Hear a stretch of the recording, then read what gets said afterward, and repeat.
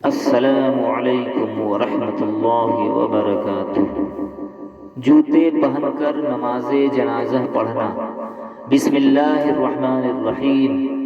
سوال: ہمارے یہاں مولوی صاحب نے جنازہ پہ مسئلہ بیان کیا ہے کہ نماز جنازہ پڑھتے وقت جوتے اتار کر پاؤں جوتوں کے اوپر رکھنے سے بہتر ہے کہ جوتے پہن کے نماز جنازہ ادا کر لی جائے، کیونکہ جوتوں کے اوپر والے حصہ پہ نجاست لگی ہونے کا خدشہ ہے، جبکہ جوتوں کے اندر نجاست نہیں ہو سکتی۔ آپ اس کی وضاحت فرما دیں۔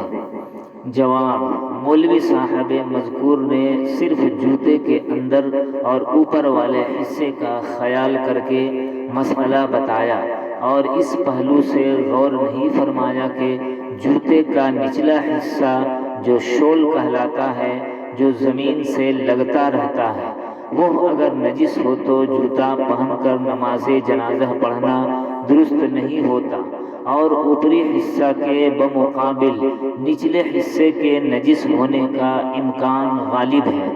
اس لیے اگر نیچے کے حصے میں گندگی ہو تو پیر نکال کر جوتے کے اوپر رکھ کر نماز پڑھ لے، بشرطے کہ اوپری حصہ بھی پاک ہو، اور اگر اوپری حصہ بھی ناپاک ہے تو جوتے کے اوپر پیر رکھ کر نماز پڑھنا درست نہیں۔